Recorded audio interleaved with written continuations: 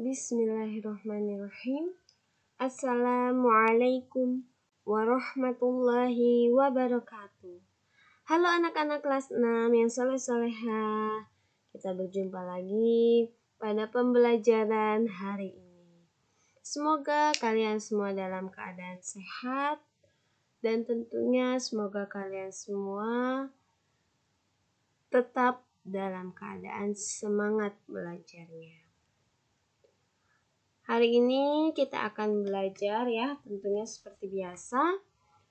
Sebelum kita belajar, mari kita awali dengan membaca doa. Bismillahirrahmanirrahim.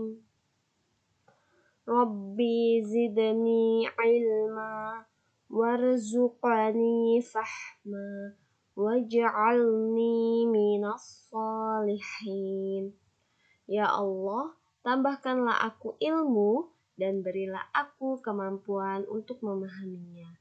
Dan jadikanlah aku termasuk golongan orang-orang yang saleh. Amin. Ya. Pernahkah kalian melihat gambar pada layar? Tentunya kalian pernah melihatnya ya. Ini adalah trafo. Jadi gambar trafo yang biasanya berfungsi untuk menurunkan tegangan listrik yang berasal dari pusat listrik. Misalnya dari pembangkit listrik tenaga air. Karena tegangan yang masih sangat tinggi, yaitu sekitar 10.000 sampai 20.000 volt, maka perlu diturunkan dengan trafo atau transformator, yang kemudian baru akan disalurkan ke rumah-rumah yang hanya memerlukan tegangan sekitar 110 volt sampai 220 volt. Nah, pada bab ini atau pada materi hari ini kita akan belajar tentang energi listrik yang berisi tentang rangkaian-rangkaian listrik. Ya, pernahkah kalian melihat atau mengetahui gambar tokoh yang ada pada layar? Ya, betul. Ini adalah gambar tokoh Michael Faraday yang merupakan tokoh penemu arus listrik. Yuk kita lihat sekilas tentang tokoh penemu ini. Faraday lahir pada tahun 1791 di Newington, Inggris. Ia berasal dari keluarga miskin dan hanya sebentar merasakan pendidikan di sekolah. Dengan perjuangan keras dan semangat pantang menyerah, ia akhirnya berhasil membuat alat sederhana pertama yang dapat menghasilkan gelombang elektromagnetik. Nah, arus listrik itu merupakan gelombang elektromagnetik, yaitu gelombang yang dapat merambat meski tidak ada media perantara. Gelombang elektromagnetik terbentuk dari hasil perubahan medan magnet dan medan listrik yang terjadi secara terus-menerus. Sehingga proses tersebut kemudian akhirnya memicu yang terjadinya arus yang kemudian kita kenal sebagai arus listrik. Ya, gambaran arus listrik secara lengkapnya ini kita bisa lihat ya, adalah aliran muatan listrik pada rangkaian tertutup yang mengalir dari tempat yang berpotensial tinggi ke tempat yang berpotensial rendah. Tempat yang berpotensial tinggi itu disebut kutub positif, tandanya biasanya plus, dan tempat yang berpotensial rendah disebut kutub negatif yang tandanya akan kita lihat sebagai minus. Nah, perbedaan potensial antara kutub negatif dan kutub positif disebut tegangan listrik atau potensial listrik. Dan satuan tegangan listrik adalah volt yang diukur menggunakan alat voltmeter, dan alat mengukur yang merupakan penggabungan dari ampermeter, voltmeter, dan ohmmeter disebut avometer atau multimeter. Ya, satuan-satuannya bisa kalian lihat lengkapnya pada tabel berikut. Nah, ini ada besarannya, tegangan, satuannya volt, alat pengukurnya voltmeter, arus satuannya ampere, alat pengukurnya ampermeter, hambatan satuannya ohm, alat pengukurnya ohmmeter, daya satuannya watt, alat pengukurnya wattmeter, dan energi yang bisa kalian lihat pada tabel. Selanjutnya ada rangkaian listrik. Rangkaian listrik adalah susunan dari komponen elektronik atau alat-alat elektronik yang disambungkan dengan sumber listrik sehingga menimbulkan arus listrik. Rangkaian listrik adalah suatu hubungan sumber listrik dengan alat-alat listrik lainnya yang mempunyai fungsi-fungsi tertentu. Atau dapat dikatakan juga rangkaian listrik itu sebuah jalur sehingga elektron dapat mengalir dari sumber volta atau arus listrik. Dan proses perpindahan elektron ini yang biasanya disebut sebagai listrik. Rangkaian ini atau susunan ini terdiri dari beberapa komponen, diantaranya ada kawat penghantar, alat untuk mengukur listrik, dan juga sumber penghasil daya listrik. Adapun secara sederhana, yang tentunya nanti akan kalian lihat di beberapa gambar arus rangkaian listrik ya, di beberapa gambar rangkaian listrik ini ada lambang-lambang seperti yang tampak pada layar. Nah, elektron tadi sudah dijelaskan terjadinya elektron yang mengalir ya. Elektron yang mengalir ini tentunya dapat mengalir pada material penghantar arus listrik, yakni konduktor. Oleh karena itu, yang digunakan sebagai penghantarnya yaitu kabel yang biasanya terbuat dari tembaga yang dapat menghantarkan arus listrik. Tempat di mana elektron masuk ke dalam rangkaian listrik itu dinamakan dengan sumber listrik. Atau sumber listrik itu atau sumber tegangan itu bisa dikatakan benda yang dapat menimbulkan arus listrik. Biasanya baterai ya, aki, itu sumber listrik atau sumber tegangan. Dan dilambangkannya kalau pada rangkaian listrik, gambar rangkaian listriknya itu bisa berupa baterai, bisa berupa garis seperti ini. Jadi nanti kalau kalian melihat atau menemukan soal dengan gambar-gambar seperti ini merupakan tandanya sumber tegangan atau sumber listriknya. Bisa tanda bulat, ada plus minus, ada bisa tanda seperti ini. Dan setiap benda yang memakai listrik untuk penggunaannya disebut sebagai beban listrik atau hambatan. Ya, biasanya bisa dilambangkan seperti ini. Kalau pada soal bisa lampu, bisa tanda resistor seperti ini, atau bisa seperti ini. Ini adalah gambar beban atau hambatan, yaitu benda yang memakai listrik. Contoh yang paling sederhana adalah lampu.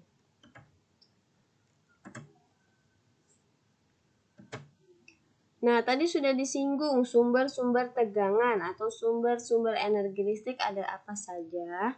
Yang pertama tentunya ada baterai, dan baterai ini merupakan sumber energi listrik atau sumber tegangan yang biasanya digunakan pada rancangan percobaan sederhana.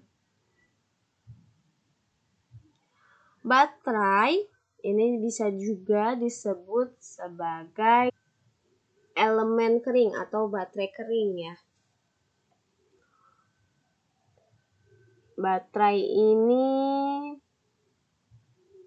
berisi ya, di dalamnya ada batang karbon yang dikelilingi serbuk berwarna hitam. Serbuk tersebut sebenarnya merupakan bahan kimia penghantar listrik. Dan bahan kimia ini disebut elektrolit. Batang karbon dan serbuk dibungkus dengan seng. Pembungkus seng berfungsi sebagai kutub negatif baterai. Sementara itu, batang karbon berfungsi sebagai kutub positif. Bisa dilihat kalau tampak yang kita lihat seperti ini, kalau ternyata dibuka seperti ini. Jadi ini ada kutub positif dan negatif yang terbuat dari batang karbon. Di sini ada lapisan dalam yang terbuat dari campuran mangan oksida dan amonium klorida. Lalu ada lapisan luar yang terbuat dari seng. Nah, biasanya kutub positif akan terlihat ada tonjolan kecil ya. Jadi yang tonjolan kecil ini kutub positif. Nah, kalau yang negatifnya biasanya lempengan tonjolannya hampir tidak terlihat ya. Jadi ini yang ini kutub positifnya. Selanjutnya ada aki atau akumulator.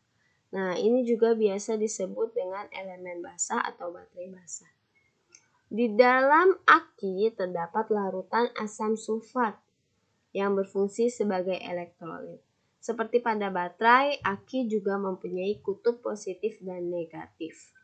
Kutub positif aki berupa pelat timbal peroksida, sedangkan kutub negatifnya berupa pelat timbal. Kedua pelat tersebut bereaksi kimia dengan larutan asam sulfat, dan reaksi tersebut akan menghasilkan energi listrik. Dan tentunya energi listrik yang dihasilkan oleh aki akan lebih besar daripada yang dihasilkan oleh baterai. Nah, contohnya aki biasanya digunakan pada kendaraan bermotor seperti motor dan mobil. Bisa dilihat ya, kalau tampak dari luar seperti ini yang kita lihat, dan ternyata ketika dibuka nih bisa seperti ini. Kita lihat di sini ada kutub positifnya, ada kutub negatifnya, ada penutup lubang angin, penghubung antar sel ini, ada elektroda positif, ada penutup angin, pembatas antar sel, wadah, dan cairan elektrolit. Ini aki. Yang ketiga, sumber energi listriknya yaitu dinamo dan generator. Energi gerak dapat diubah menjadi energi listrik. Nah, contohnya terdapat pada dinamo dan generator ini. Dinamo dapat mengubah energi gerak menjadi energi listrik. Listrik yang dihasilkan berguna untuk menyalakan lampu sepeda. Bisa dilihat ya. Ini contoh dinamo yang terdapat pada sepeda. Dinamo terdiri atas magnet dan kumparan. Magnet terletak di antara kumparan dan terhubung ke kepala dinamo. Ketika roda sepeda berputar, ini ya, dinamo. Ketika roda sepeda berputar, kepala dinamo ikut berputar. Dengan demikian, magnet di antara kumparan juga berputar. Syaratnya, kepala dinamo harus menempel pada roda sepeda. Putaran magnet di antara kumparan inilah yang akan menimbulkan arus listrik, yang biasanya dipengaruhi oleh kecepatan putaran roda tersebut. Semakin cepat roda berputar, maka semakin besar arusnya, yang berarti energinya juga semakin besar. Dan akhirnya lampu pada sepeda pun akan menyala semakin terang. Nah, generator juga memiliki sistem yang hampir sama dengan dinamo atau cara kerja yang hampir sama dengan dinamo. Hanya saja tentunya energi listrik yang dihasilkan generator lebih besar. Bisa dilihat ini generator, penampakannya seperti ini. Dan ketika dilihat dibuka di sini bisa dilihat ada poros penggerak, ada lubang angin, jangkar, papan terminal, penguat eksitasi, komutator. Nah, ini sama mengubah energi gerak menjadi energi listrik. Selanjutnya sumber energi listrik yaitu sel surya. Matahari merupakan sumber energi yang sangat besar. Energi matahari berupa energi panas dan cahaya. Seiring perkembangan teknologi, energi matahari dapat diubah menjadi energi listrik. Alat yang mampu mengubah yaitu disebut sel surya. Sel surya dapat dipasang di atap rumah. Sel surya akan menangkap energi matahari dan menyimpannya dalam elemen listrik. Selanjutnya, tentunya energi tersebut dapat digunakan untuk menyalakan peralatan listrik. Selain itu juga sel surya digunakan pada kalkulator dan mobil tenaga surya. Stasiun-stasiun luar angkasa juga memanfaatkan energi matahari. Bisa dilihat ini sel surya. Energi atau sumber energi listrik selanjutnya yaitu nuklir. Nuklir merupakan sumber energi yang sangat besar. Energi nuklir dihasilkan dari reaksi atom di dalam sebuah reaktor. Nuklir dapat digunakan sebagai bahan pembuat bom atom. Dan selain itu juga dapat digunakan sebagai pembangkit listrik. Penggunaannya sebagai sumber energi listrik tentunya tidak menimbulkan polusi. Hanya saja kebocoran nuklir perlu diwaspadai. Karena kebocoran nuklir dapat menyebabkan cacat tubuh bahkan kematian. Nah, inilah dia sumber-sumber energi listrik.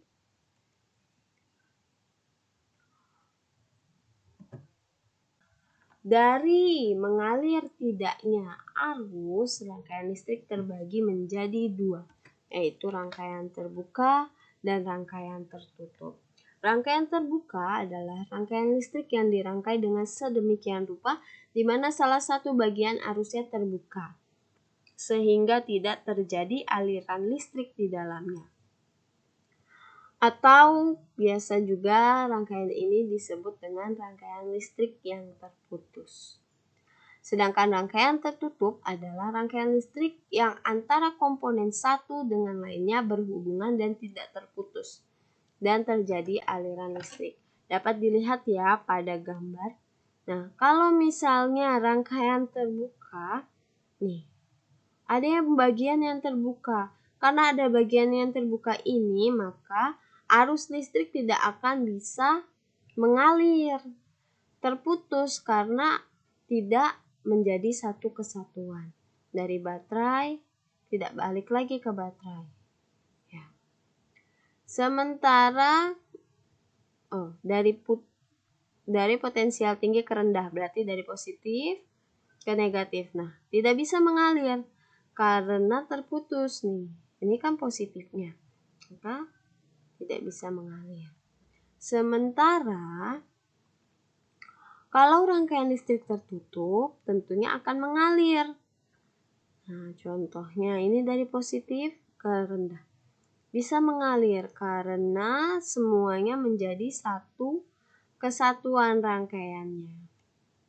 Jadi kalau misalnya ada soal rangkaian mana yang bisa mengalirkan arus listrik, berarti rangkaian yang tertutup atau dengan saklar tertutup ini ya. Jadi yang tidak ada terbukanya seperti ini, tidak ada yang terputusnya kabelnya, itu berarti rangkaian tertutup yang dapat mengalirkan arus listrik.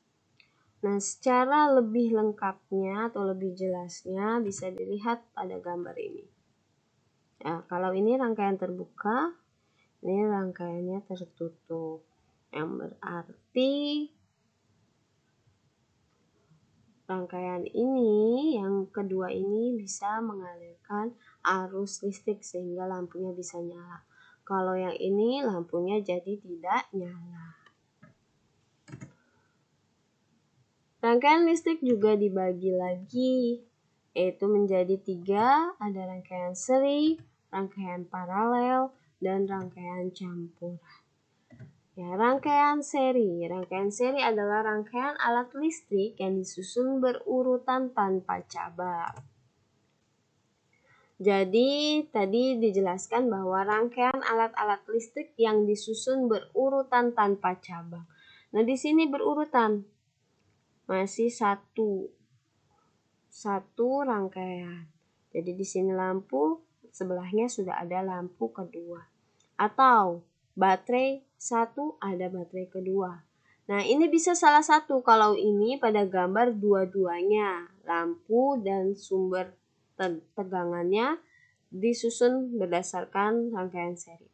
Nah, bisa saja lampunya tidak ada, baterainya saja yang disusun berdasarkan rangkaian seri, seperti pada senter. Jadi baterainya ada 2, ada lampunya 1. Nah, bisa juga baterainya 1, lampunya yang 2. Nah, jadi ini rangkaian seri, di sini berurutan. Ini rangkaian seri. Cirinya tadi, arus yang mengalir tanpa melalui cabang, tidak ada cabangnya karena menjadi satu rangkaian. Kalau di sini digambarkan seperti persegi kotak. Ya, jadi arus listrik yang mengalir melalui lampu 1, arusnya melalui lampu 1 juga akan melalui lampu 2. Melewati lampu 1 tentunya arusnya juga melewati lampu kedua. Demikian juga melalui baterai pertama juga melewati baterai kedua. Dan jika salah satu arus listrik dilepas atau rusak, maka arus listriknya akan terputus. Nah, saya terbuka aja satu kabelnya, ya sudah, tidak akan bisa nyala semua. Ini dia rangkaian seri.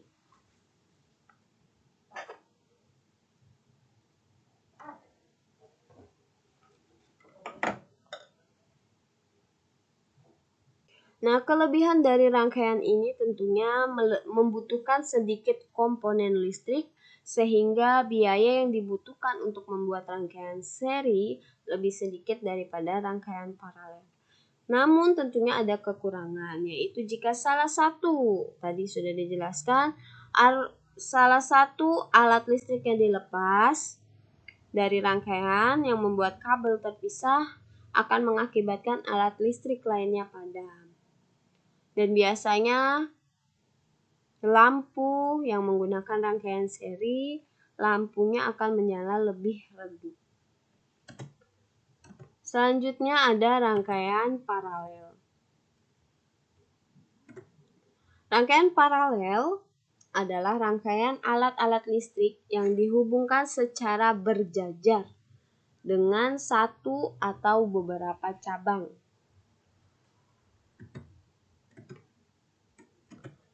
Nah, bisa dilihat ya, ada beberapa cabangnya nih. Ini cabang pertama, ini cabang kedua. Ciri-ciri rangkaian paralel yaitu arus mengalir melalui satu cabang atau lebih. Dan arus listrik yang melalui lampu 1 atau baterai 1 tidak melalui lampu 2 atau baterai 2. Nah, kalau pada contoh yang lampu 1 ini. Jadi arus yang mengalir melalui lampu 1 mengalir dari sini lewat sini, tentunya tidak akan mengalir ke lampu 2. Karena ya sudah, berputarnya hanya di lampu 1 saja. Ya, jadi berputarnya hanya sekitar ini saja. Nih. Kalau mengalirnya melalui lampu 2, tentunya lampu 1 juga tidak terlewati arusnya. Ini namanya rangkaian paralel. Kalau misalnya baterainya yang disusun secara paralel, ini baterainya ya. Kalau ini kan lampunya. Ini baterainya. Nah, kalau baterainya saja, nah berarti baterai yang digunakan misalnya pada arus baterai 1. Nah, arusnya juga tidak akan melewati baterai kedua. Jadi langsung saja ke lampu jalannya seperti itu. Ya. Balik lagi ke baterai 1. Masuk lagi ke lampu. Kalau melewati baterai 2, yang ini tentunya baterai 1 dan baterai 3 juga tidak akan terlewati. Ini yang namanya paralel. Ciri kedua, jika salah satu alat listriknya dilepas atau rusak, arus listrik akan tetap mengalir melalui cabang yang lain. Rangkaian listrik di rumah biasanya kita pasang secara paralel, sehingga jika salah satu lampu dipadamkan, lampu yang lainnya tetap menyala. Ya, ini jadi bisa dilihat ya. Kalau misalnya baterai satunya ternyata rusak, kita lepas saja. Masih bisa nih pakai baterai 2 atau baterai 3. Begitu juga pada gambar lampu. Jika lampu pertamanya rusak, berarti lampu keduanya masih tetap menyala. Nah, kelebihannya tadi sudah dijelaskan bahwa jika salah satu aliran listrik rusak atau diputus, tidak akan berdampak pada arus listrik di cabang lain, sehingga masih tetap menyala. Ini kelebihannya. Dan biasanya lampunya menyala lebih terang. Tentunya ada kekurangannya juga. Kekurangannya yaitu membutuhkan banyak komponen listrik, sehingga biaya yang dibutuhkan untuk membuat rangkaian paralel biasanya lebih besar daripada rangkaian seri. Dan yang ketiga ada rangkaian campuran, yaitu rangkaian yang merupakan perpaduan antara rangkaian seri dan paralel. Bisa dilihat gambarnya seperti ini. Yang biru merupakan rangkaian paralel. Ya, biru ya. Nah, kalau yang sampai merah ini merupakan rangkaian seri yang kotaknya panjang. Kotak perseginya. Nah, ini rangkaian seri. Jadi yang muternya lewat lampu ketiga, lampu keempat, lalu masuk ke baterai. Baterai lagi masuk ke saklar. Nah, saklar ini berfungsi untuk memutus dan menyambungkan arus listrik ya.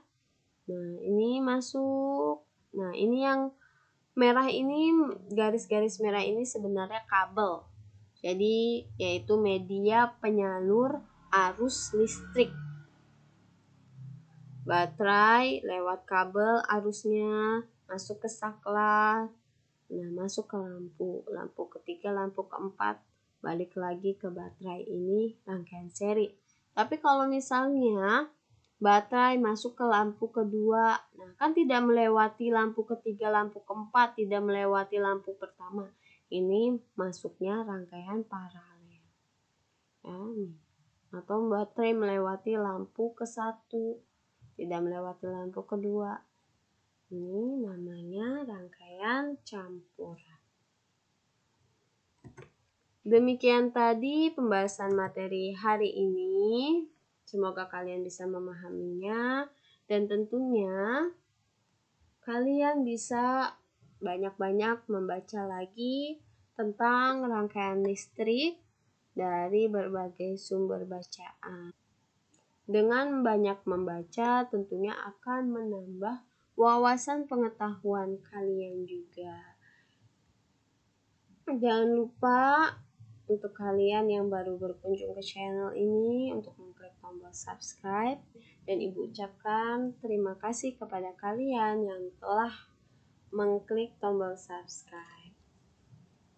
Tetap semangat, raih prestasi, jadi anak hebat, sukses di dunia akhirat. Bismillah, kita pasti bisa. Kita tutup pembelajaran kali ini dengan membaca doa kafaratul majlis. Subhanakallahumma wa bihamdik, asyhadu an la ilaha illa anta, astaghfiruka wa atubu ilaik. Wassalamualaikum warahmatullahi wabarakatuh.